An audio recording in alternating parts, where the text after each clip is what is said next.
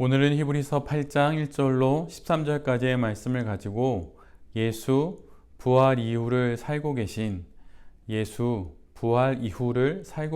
이란 제목으로 함께 하나님 말씀을 나누도록 하겠습니다.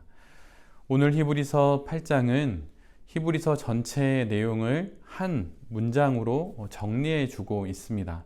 그것이 바로 히브리서 8장 1절의 말씀인데요. 제가 그 부분을 읽어 드리겠습니다.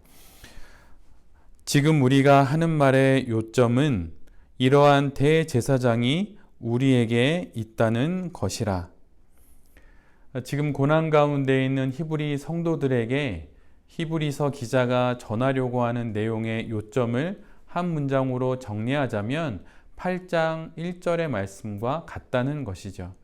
그 말씀은 지극히 높으신 이의 보좌 우편에 대제사장으로 예수 그리스도가 계시다고 하는 것, 그분이 바로 우리가 믿고 있는 예수 그리스도, 바로 메시아라고 하는 것, 그 사실을 우리에게 전해줍니다.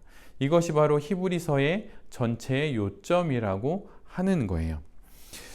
부활하셔서 하늘 보좌 우편에 앉아 계신 그 예수님이 그곳에서 대제사장으로서의 역할을 하고 계시다는 것, 그것이 바로 히브리서의 요점이라고 하는 것입니다.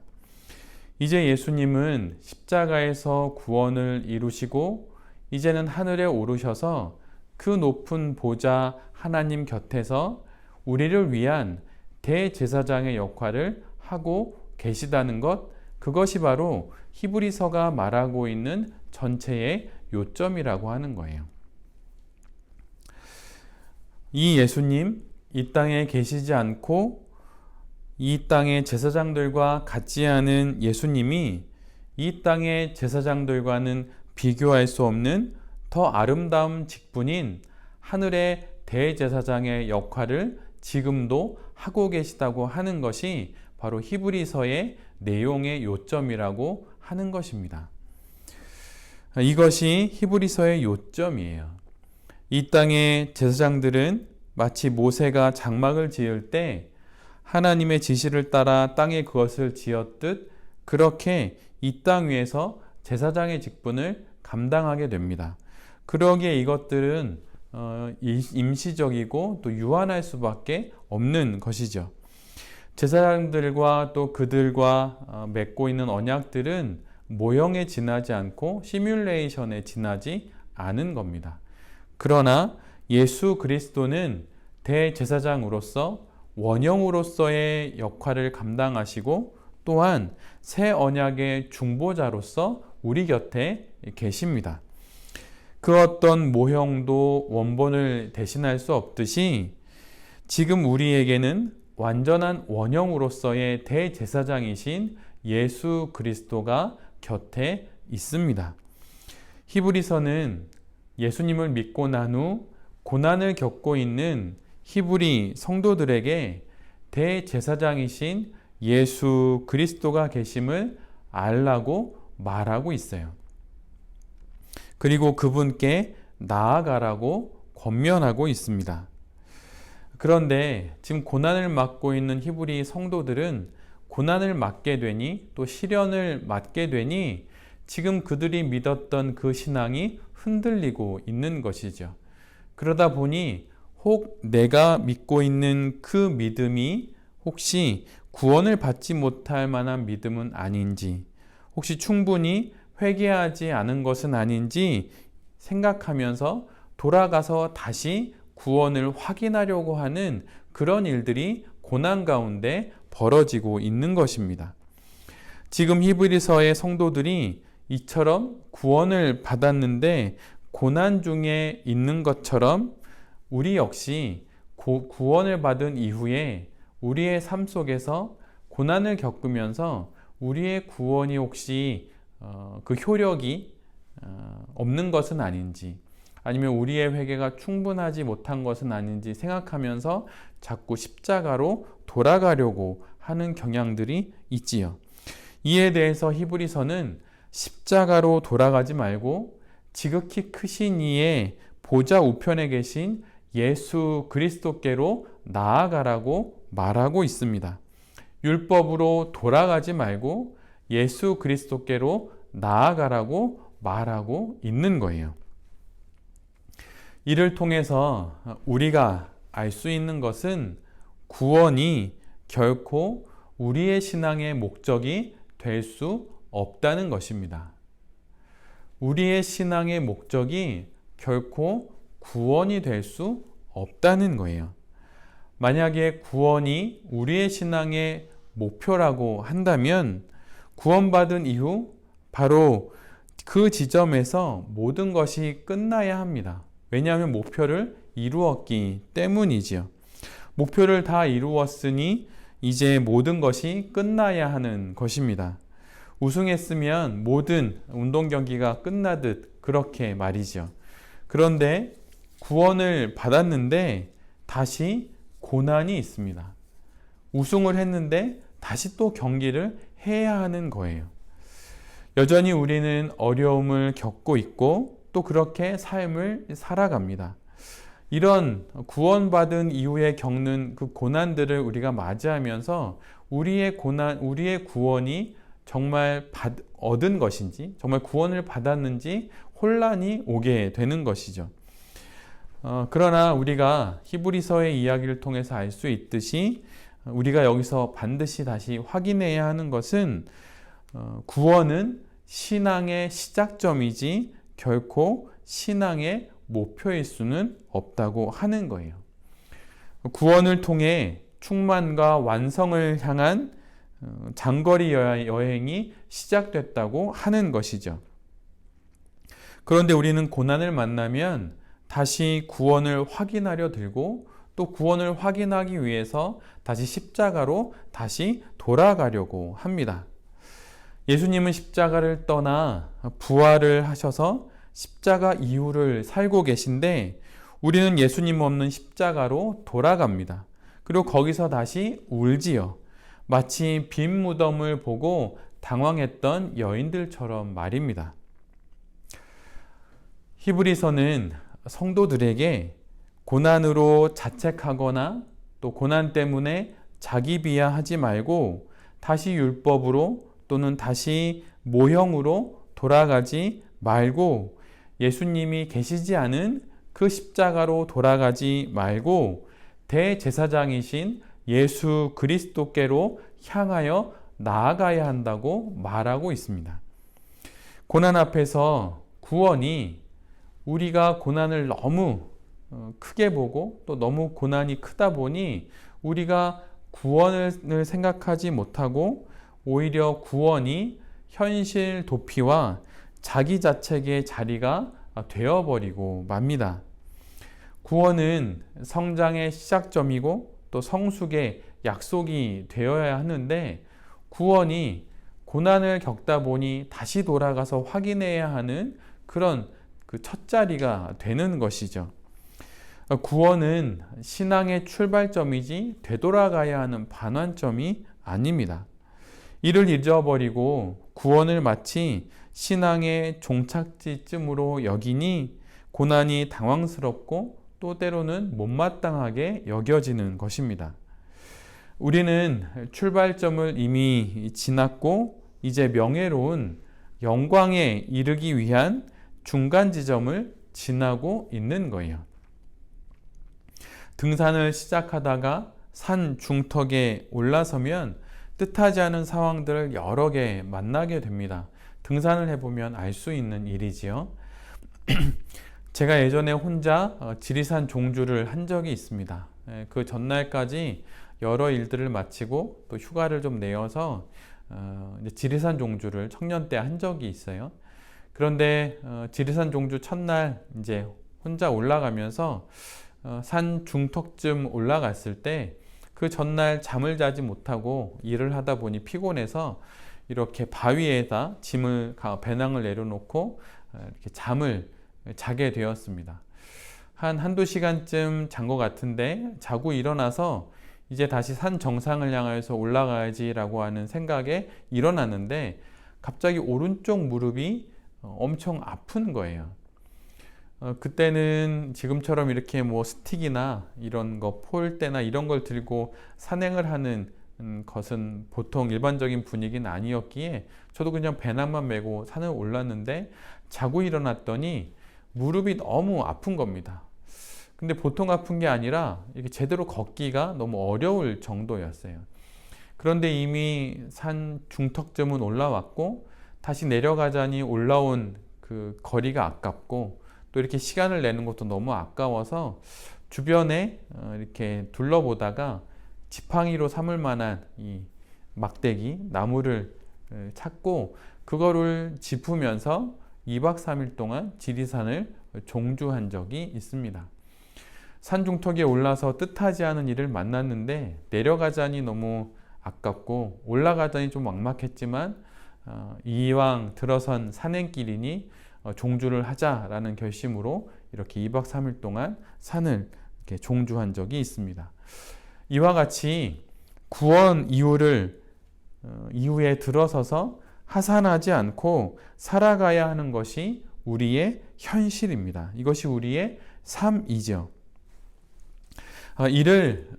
이러한 구원 이후의 삶을 모르니 자꾸 구원을 허비합니다. 구원을 낭비하지요.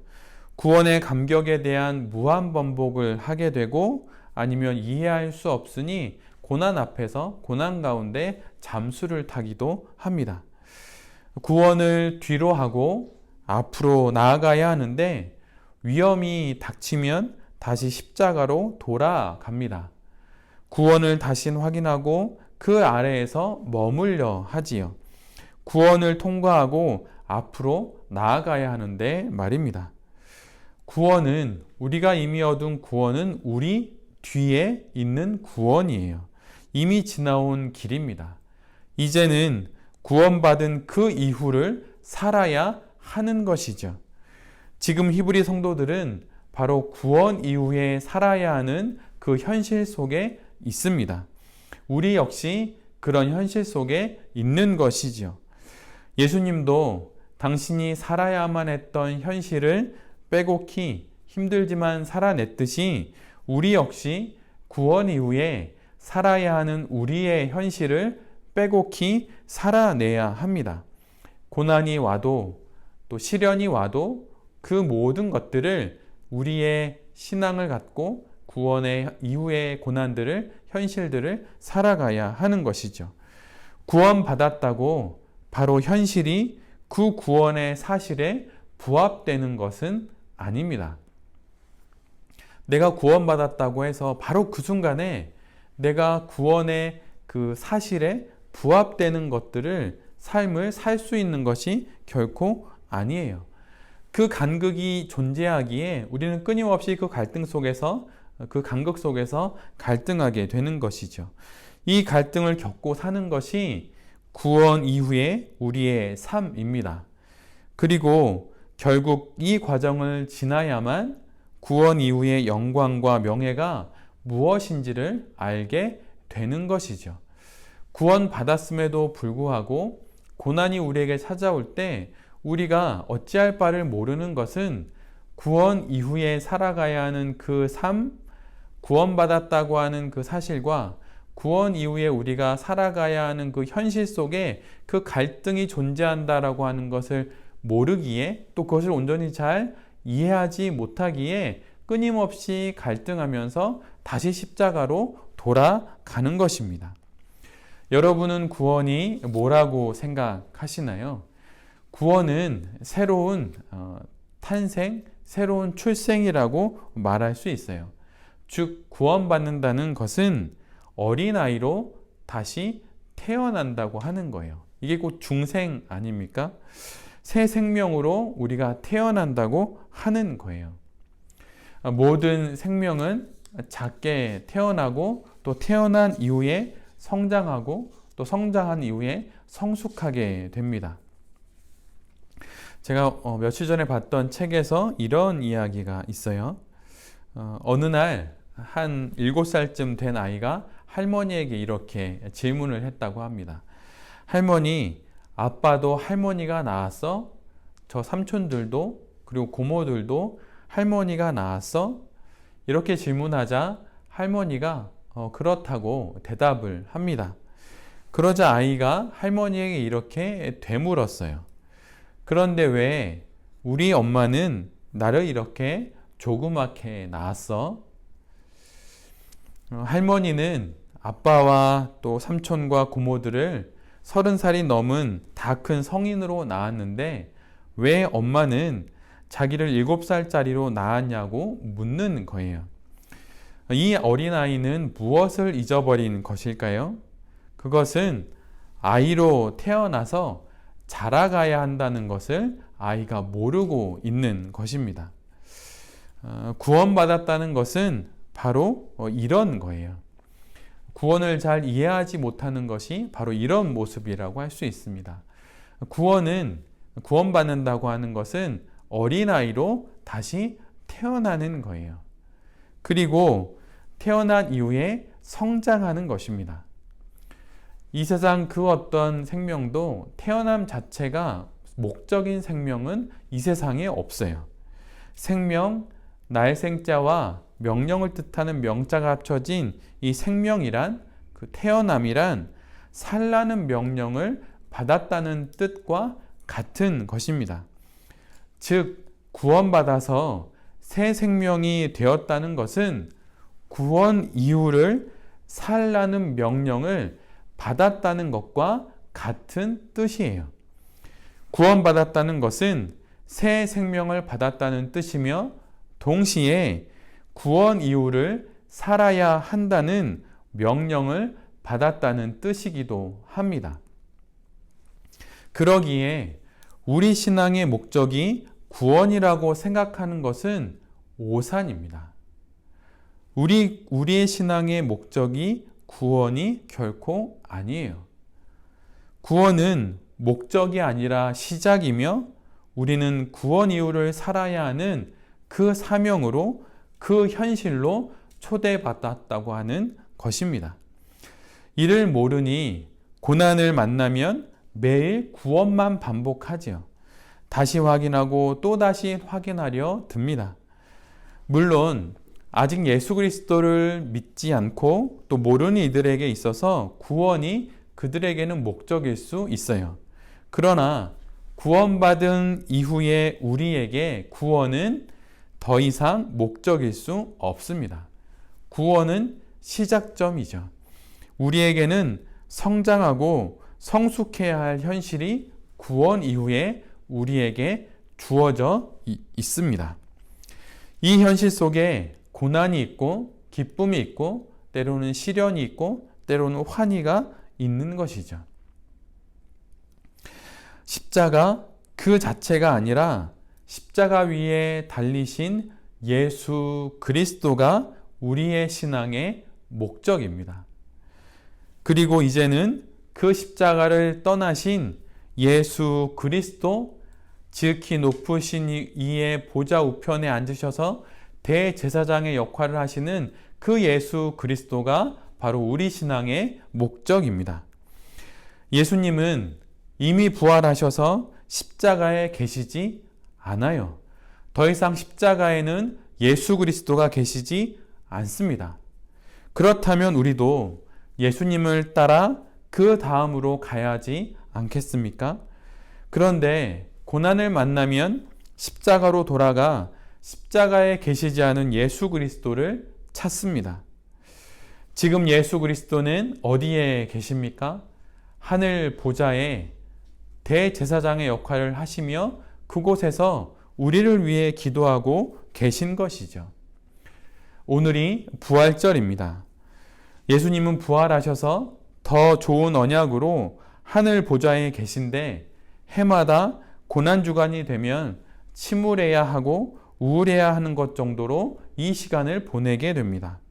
그러나 반드시 기억해야 하는 것은 이 모든 시간들은 부활을 향하고 있다는 사실이에요. 지금 예수 그리스도는 십자가 위에 계시지 않습니다. 예수님께서 부활 이후를 살고 계시듯 우리 역시 구원 이후를 살아야 하는 그 현실이 바로 지금 우리가 살고 있는 현실이라고 하는 거예요. 가끔 포도 열매를 볼 때마다 어떻게 저 많은 포도 열매가, 포도알이 한 가지에 달려있냐라고 하는 생각이 들 때가 있어요. 많은 포도송이가 이렇게 한 가지에 달려있는 모습을 한번 상상해 보십시오. 그런데 그 많은 포도알이 한 가지에 달려있듯이 우리의 모든 것이 예수님께 달려 있습니다. 하나님 반대 방향으로 달리던 우리를 붙잡아서 다시 시작하게 하신 예수 그리스도께서 이미 구원받아 구원 이후를 예수 그리스도를 향해 살고 있는 우리를 이끄시는 것이 당연하지 않겠습니까? 죄인이었던 우리를 구원하셨으니 예수 그리스도를 통해 이미 구원받아 의인이 된 우리를 이끄시는 것이 당연하지 않겠습니까? 십자가는 우리 뒤에 있습니다. 우리가 이미 지나온 길이에요. 이것이 구원의 현실이고 이것이 바로 우리의 현실입니다. 이제는 하늘 보좌를 향해서 나아가야 하는 것이죠. 예수 그리스도께서 계신 바로 그곳으로 말입니다. 그런데 그 길 위에서 어려움을 만나니 자꾸 되돌아가려고 하게 되고 십자가로 돌아가서 다시 예수님을 찾으려고 합니다. 예수님은 그 십자가 위에 없는데 말이죠. 로마서 5장 9절로 10절에 이런 말씀이 있습니다. 그러면 이제 우리가 그의 피로 말미암아 의롭다 하심을 받았으니 더욱 그로 말미암아 진노하심에서 구원을 받을 것이니 곧 우리가 원수 되었을 때에 그의 아들의 죽으심으로 말미암아 하나님과 화목하게 되었은즉 화목하게 된 자로서는 더욱 그의 살아나심으로 말미암아 구원을 받을 것이니라. 원수 되었을 때에도 예수 그리스도께서 하나님과 화목하게 우리로 하셨다면 이미 화목하게 된 자로 살아가고 있는 우리를 예수 그리스도께서 하나님과 더 화목하게 만드는 것은 당연한 것이 아니겠습니까? 죄인이었던 우리가 예수 그리스도로 인해서 의인이 되었다고 한다면, 구원을 받아서 의인이 되었다고 한다면 이미 의인이 된 우리를 그리스도 예수가 당신의 부활하심으로 구원 이후 더 큰 은혜로 이끈다고 하는 것은 당연한 내용이 아니겠습니까? 구원의 위치는 우리 뒤쪽입니다. 왜냐하면 우리는 이미 구원을 받았기 때문이죠. 그리고 우리의 인생의 방향은 십자가가 아니라, 예수 그리스도가 없는 십자가가 아니라 크신 이의 옆에, 보좌 옆에 계신 예수 그리스도, 제사장의 역할을 하고 계신 바로 예수 그리스도가 바로 우리의 신앙과 인생의 방향이라고 하는 거예요.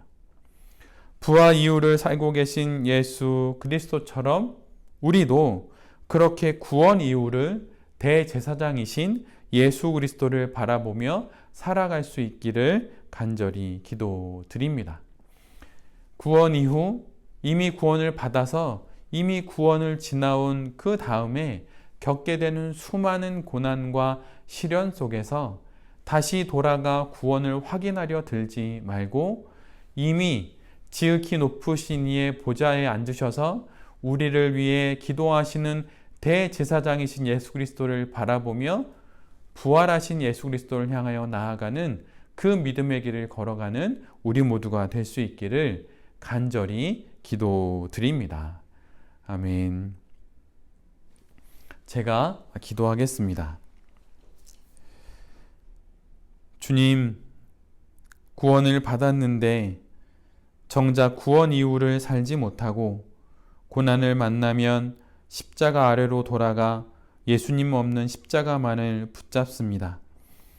이제는 이런 반복을 그치고 하늘에서 지극히 키 크신 이의 보좌 우편에 앉으셔서 여전히 나를 위해 기도하시는 대제사장이신 예수 그리스도를 바라보고 이 현실을 꿋꿋이 살아가게 하여 주시옵소서.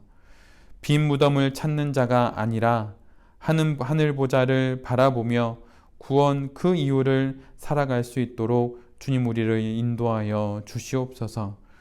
부활 이유를 살고 계신 예수 그리스도처럼 우리도 구원 이유를 살아갈 수 있도록 주님 우리를 도와 주시옵소서. 예수 그리스도의 이름으로 기도드립니다. 아멘.